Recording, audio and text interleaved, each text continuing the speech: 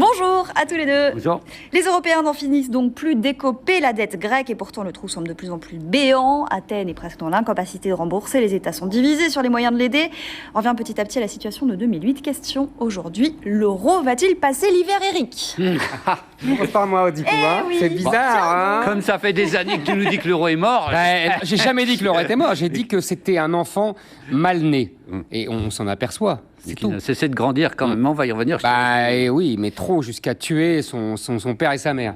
Voilà, on est à un moment crucial qui est que la dette grecque, qui au départ, la question grecque est ridicule au départ, hein. C'est marginal, c'est 2%, je crois. 2 à 3, ouais. De la richesse européenne. Ça devrait pas poser de problème.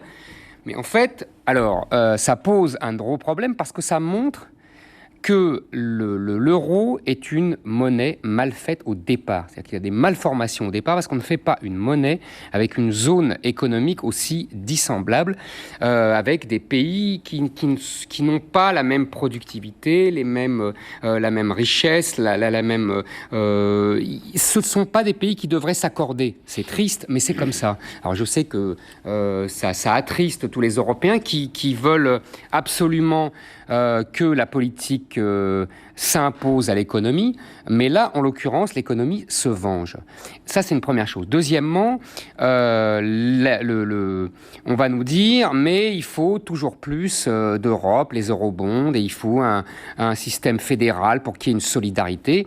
Sauf que, comme d'habitude, on fait semblant de croire que l'Europe est une nation, alors que ce n'est pas une nation. Aujourd'hui, les Allemands rechignent à payer, mais ils payent encore parce que l'euro les avantage considérablement, puisqu'ils ont fait de tels efforts de compétitivité qu'ils écrasent la concurrence italienne et française. Il faut toujours rappeler que, je crois, 75% des excédents commerciaux allemands viennent du marché européen. Eh oui, et donc tu as donné la réponse, l'euro n'est pas mort. Parce que évidemment, pour l'instant, l'Allemagne a besoin de... Bien sûr, je suis d'accord, mais c'est moi-même qui l'ai dit. D'accord. Tant qu'il y a cet avantage-là, mais, mon cher Nicolas, et je finis là-dessus, de plus en plus de pays rechignent comme l'Allemagne. Tu as vu le ministre hollandais qui dit qu'il faut dégager la Grèce. Tu as vu que la Finlande ne veut pas payer parce que l'État grec ne fait pas ce qu'il faut. Parce qu'il ne faut pas oublier ça dans notre conversation. En vérité, l'État grec ne fait pas les économies qu'il faut. Il ne fait pas la chasse à la fraude fiscale, etc. Et troisièmement, ce n'est qu'une question de temps, mon cher Nicolas. Parce que quand tu n'auras plus la Grèce, mais tu auras l'Irlande, le Portugal et surtout l'Espagne et l'Italie qui solliciteront une aide, là, les Allemands trouveront que c'est trop cher payé, d'autant plus qu'ils exportent de plus en plus dans les pays émergents, Chine, etc. Et donc que l'Europe les intéresse de moins en moins. Ce n'est qu'une question de temps. Mais avant, qu'est-ce que ça va nous coûter ? Je prends l'exemple simplement là du plan de rigueur de plan d'aide à la Grèce de 15 milliards et le même jour on vote un plan de rigueur de 12 milliards. C'est le tonneau des Danaïdes, ton histoire. Bon, alors on a fini avec le prophète de l'Apocalypse, voilà. Qui nous fait... Qui a de plus en plus raison, mon cher Nicolas. Qui a de plus en plus raison, sauf que d'abord, tu oublies toujours, comme tous les anti-euros qui tentent de prendre leur revanche, au fond, sur un choix qui a été ratifié par le peuple, je te le rappelle, et qui ne cesse de nous dire que l'euro nous assassine, sauf qu'il faut quand même dire que, face à une crise épouvantable de la hausse des matières premières, un euro fort nous permet d'amortir ça. C'est-à-dire qu'avec un euro à $1 qui vaut $1,40, eh bien, on n'achète pas le pétrole, on achète vraiment à des taux que d'autres achètent. D'accord, je répondrai après, mais tu as raison. Donc ça, c'est le premier point. Ouais. Le second point, je m'étonne toujours qu'un adversaire de la spéculation et des marchés comme toi veuille donner raison aux spéculateurs et aux financiers qui ne tiennent pas compte de l'économie réelle et qui veulent donc faire exploser l'euro, qui ne cessent de spéculer. Vas-y. Argument. Faut que je note.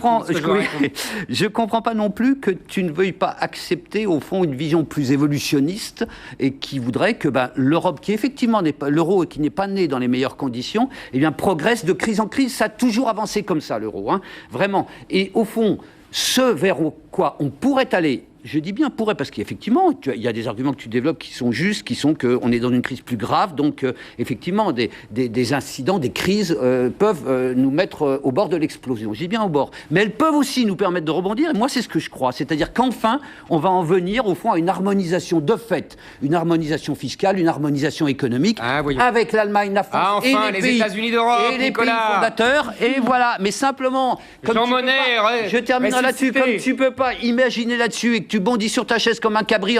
C'est pas moi qui bondis sur Europe. Morte, et ben elle continue à vivre depuis que tu dis qu'elle est morte et elle progresse. Bon, voilà, faut l'espérer. D'abord, je vais essayer de reprendre tes arguments à rebours, parce que le dernier m'évoque la figure qui nous est commune et chérie à tous deux, de Philippe Séguin, qui disait toujours « l'Europe, c'est formidable ». À chaque fois, on corrige une connerie par une autre connerie et toujours plus de conneries. Donc c'est vraiment ça. C'est-à-dire qu'il faut, pour corriger une faute initiale, cet euro mal foutu, il faut encore une autre grosse connerie qui est les eurobonds, parce que les eurobonds, je te signale que le jour, parce que j'explique en 2 mots, c'est la fédéralisation des dettes. Donc ça veut dire qu'on paye tous pour ceux qui sont endettés. Mais le jour où ça tombe sur l'Italie et l'Espagne, même l'Allemagne est engloutie. Même l'Allemagne. Ça, c'est une première chose.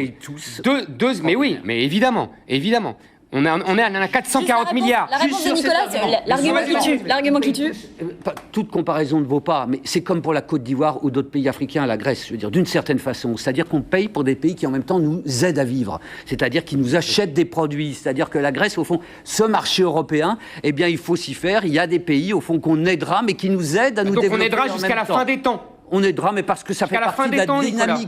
Plus ou moins, il y en a qui se sauveront. C'est généreux, le Domenech. Moi, j'admire Domenech. Mais non, c'est je t'admire. Tu es magnifique. Bon, et ça nous amène dans quelle situation? C'est vraiment l'expression de François Mauriac, la France, la nation Christ. C'est-à-dire qu'on se sacrifie, on meurt pour les autres. Je te dis qu'on progresse économiquement comme ça. Non, mais c'est beau. Non, mais c'est beau. Mais mourir pour les autres, moi, c'est pas mon truc. Et dans quelle situation ça nous amène? Écoutez, mais si, c'est mourir. Parce que j'ai pas fini là. Non, j'ai pas fini la deuxième réponse. Il dit un truc juste. Il dit, on achète moins cher notre pétrole. Vieil argument du Francfort à l'époque. Le vieil argument du Francfort déjà. Les matières que premières. Trichet nous sortait déjà au début des années 90 quand on perdait 1 million d'emplois à cause de son Francfort. Donc ça, l'argument, on le connaît par cœur. Il est en partie vrai, évidemment. Sauf que tu oublies, alors là, je te renverrai ton argument initial, qui est que qu'est-ce qu'on perd comme exportation, comme emploi, à cause de l'euro fort? Qu'est-ce qu'on perd? Parce que ce que font les Allemands, n'oublie jamais que les Allemands s'en sortent admirablement parce que, d'abord, ils ont réduit le pouvoir d'achat des salariés depuis 10 ans. Hein, et il y a des centaines de milliers de nouveaux pauvres en Allemagne, en particulier chez les Prussiens là-bas de l'Allemagne de l'Est. Et deuxièmement, ils ont des produits particuliers, un peu comme nous, le luxe, qui peuvent vendre à n'importe quel prix. Sauf que eux, c'est pas qu'Hermès. Hein? J'allais te dire, les Allemands s'en sortent. Mais oui, ils s'en sortent parce qu'ils imposent leur prix. Mais comme nous, Hermès s'en sort très bien. Moi, je crois à l'inverse de toi que le problème, c'est pas qu'on souffre de trop d'Europe, c'est qu'on souffre de pas assez. Mais voyons, une Europe comme une corvée, qu'on a une Europe flasque, qu'on n'a pas de vision de l'Europe. Parce qu'à côté, t'as pas de plan B. Mon cher, c'est pas vrai. C'est pas vrai. Mon cher Nicolas, il y a 15 ans, lors du référendum sur Maastricht, tu nous tenais le même discours. L'euro était censé nous apporter de l'emploi. Parce que s'il y a de la dette aujourd'hui, on l'oublie toujours. C'est parce que l'euro aussi n'a pas tenu ses promesses en matière d'emploi et donc de recettes budgétaires. L'euro n'était pas le remède miracle. Si, à tous les problèmes de la France. Je te ressortirai les campagnes de 92. Bon, et dans quelle situation on se retrouve? Merci, je peux enfin en placer une. On va écouter Dominique de Villepin sur le plateau du Grand Journal de Canal. Je rêve que la France gagne. Comme on a les 2 pieds dans la merde, il serait urgent qu'on se mobilise. Il n'y a pas de sauveur en France. Ni François Hollande, ni Martine Aubry. Ni Ségolène Royal, ni Nicolas Sarkozy, ni moi-même ne sauveront la France. On a les 2 pieds dans la merde, c'est ça? Est-ce qu'enfin quelqu'un finit par le dire C'est là que le coq chante le plus fort, le coq français, vous savez, c'est quand il a les 2 pieds dans le fumier, voilà. Hein, mais bon, et après, ça veut dire qu'effectivement, ce qu'on nous propose comme alternative, le plan à 10 milliards d'économies, n'est pas à la hauteur, c'est bien clair. Moi, je suis d'accord là-dessus, et c'est pas non plus avec les vieilles lunes souverainistes qu'on s'en sortira. Voilà. Non, mais je trouve ça argument. Non, mais c'est vrai. Sans rien, Nicolas, je trouve ça extraordinaire.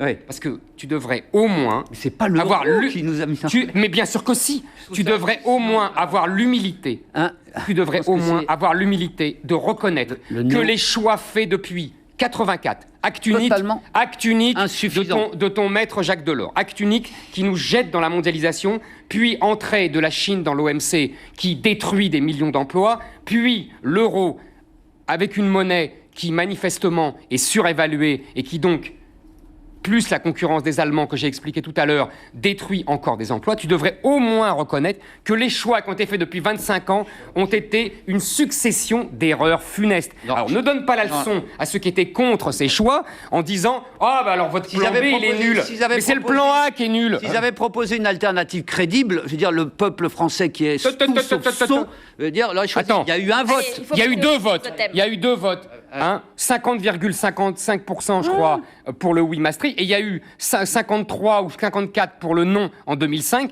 qui a été nié par toutes les élites françaises. Alors, excuse-moi, ne parle pas de démocratie.